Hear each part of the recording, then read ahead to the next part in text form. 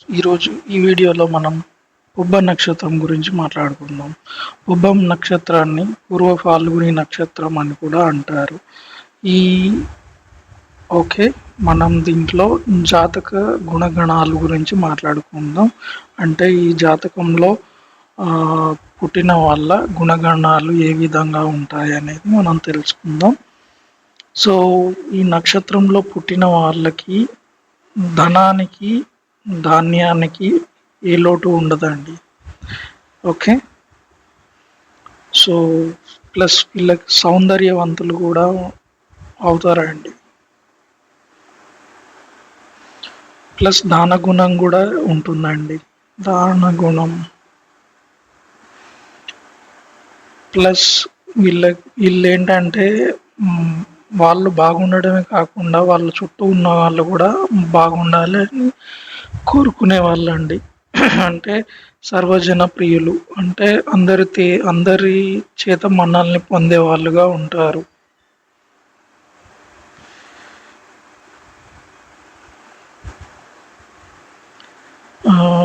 Plus వీళ్ళకి ఆభరణ ప్రియులండి.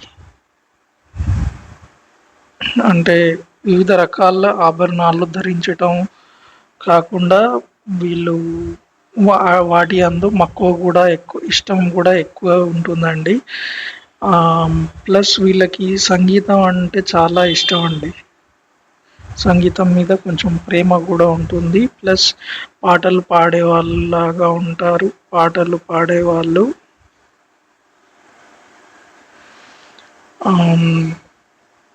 Plus వీళ్ళకి కొంచెం చాపల్యం కూడా ఎక్కువనే ఉంటుందండి.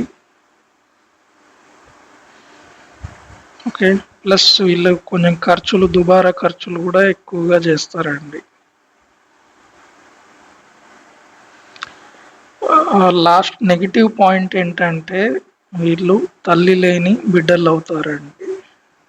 అంటే పుట్టగానే తల్లి చనిపోవటం లేదా విడిపోవటం కానీ జరుగుతుందండి.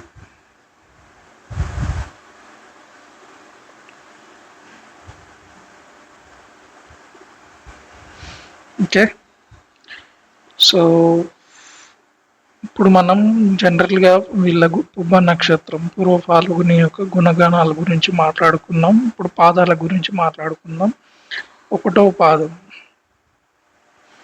ఒకటో పాదం రవిదండి. ఓకే, సో వీళ్ళకి చంచలమైన నేత్రాలు ఉంటాయండి. అంటే యాక్టివ్ ఐస్ ఉంటాయి. సో యాక్టివ్ ఐస్ ఉండడం వల్ల వీళ్ళ ఫుల్ ఎనర్జీ ఐస్, అంటే యాక్టివ్ ఐస్లోనే ఖర్చు అయిపోతుంది. అందువలన వీళ్ళు ఎక్కువగా బలహీనంగా ఉంటారు.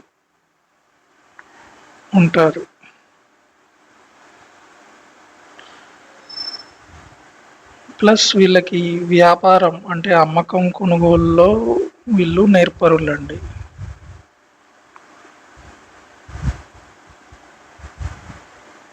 వ్యవహారాల్లో నేర్పరులు.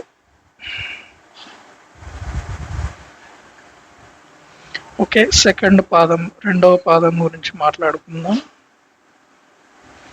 ఈ పాదం ఎవరిదంటే బుధుడిదండి. ఓకే, వీళ్ళు కీర్తిమంతులు అవుతారండి. కీర్తిమంతులు ప్లస్ సుందర రూపులు.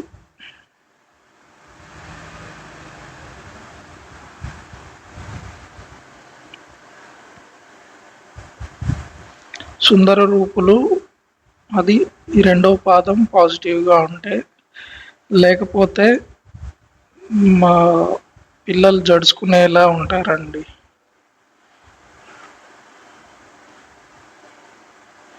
రూపం రెండవ పాదం నెగిటివ్గా ఉంటే పిల్లలు జడుచుకునే రూపంగా ఉంటారు. ప్లస్ వీళ్ళు ఇతరులకి ఎక్కువగా కష్టం కలిగించే వాళ్ళలాగా ఉంటారండి. ఓకే,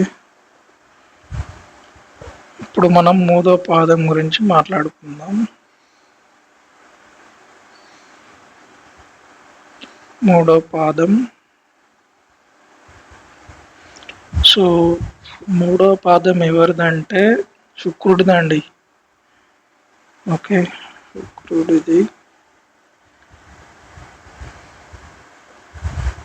వీళ్ళకి పుత్ర సంతానం అధికంగా ఉంటుంది.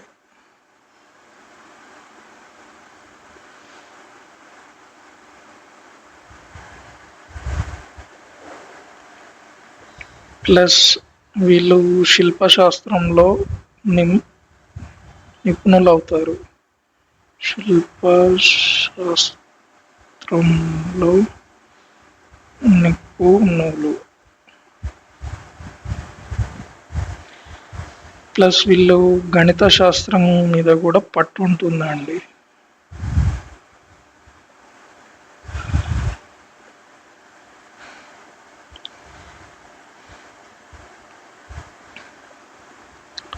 అంటే వీళ్ళు యోగ భ్రష్టతను బట్టి గణికులు అవుతారు.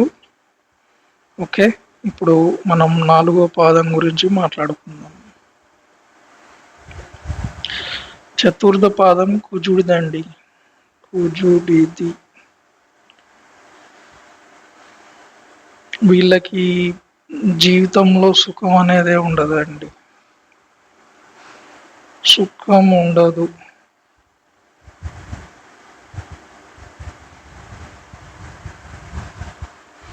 వీళ్ళకి నిత్యం కష్టాలే అండి.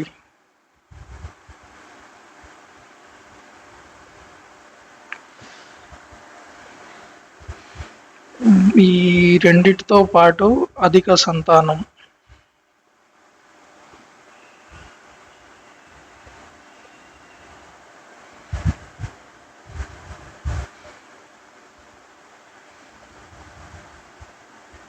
ఓకే, నెక్స్ట్ ఏంటంటే వీళ్ళు ఇన్ని నెగిటివ్సే ఉన్నాయండి. వీళ్ళ నాలుగో పాదంలో పుబ్బ నక్షత్రం నాలుగో పాదంలో పుట్టిన వారికి జీవితంలో సుఖం ఉండదు, అన్ని కష్టాలే, అధిక సంతానం. ప్లస్ వీళ్ళు ఎవరికైనా సాయం చేస్తే చాలా దరిద్రం అండి. ఇన్ని కష్టాలతో వీళ్ళు ఎవరికైనా సహాయం చేస్తే వాళ్ళకి చాలా దరిద్రం. సో ఇవ్వండి 4 పాదాల గురించి వివరణ. సో ఈ ఓవరాల్గా చూద్దాం వీళ్ళ లైఫ్ ఎలా ఉంటుంది, గండాలు ఎలా ఉన్నాయి అనేది. ఈ నక్షత్రంలో జన్మించిన వారికి 20 సంవత్సరాల వ్యవధి గల శుక్రదశలో పుడతారండి. అంటే 20 సంవత్సరాల శుక్రదశలో పుట్టి తర్వాత రవిదశ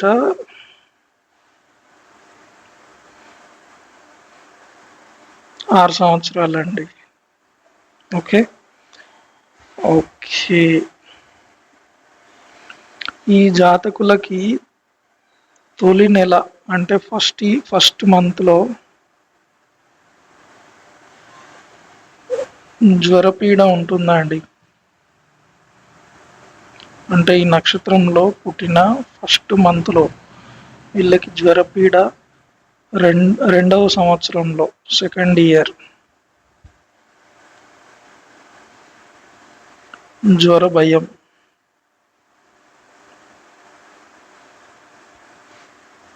ఓకే, మళ్ళీ 5వ ఏట 5th ఇయర్లో అగ్ని భయం. మళ్ళీ 16వ ఏట మృత్యు భయం.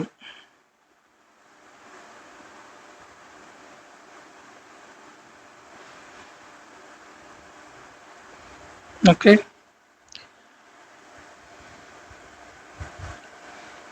ఇది మృత్యు భయం లేకపోతే నీటి వలన గండం.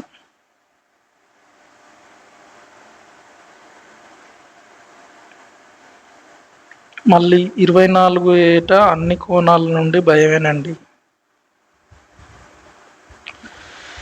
అన్ని వైపుల నుండి భయం.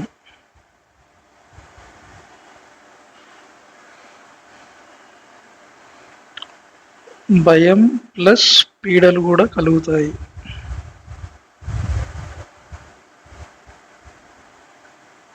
ఓకే, ప్లస్ వీళ్ళకి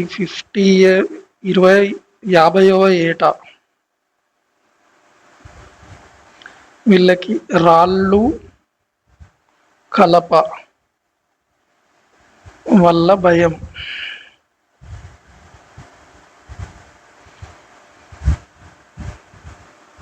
మళ్ళీ 68వ ఏట అపమృత్యువు. ఓకే, ఈ గండాలన్నీ గట్టెక్కితే 90 సంవత్సరాల పరమాయువు.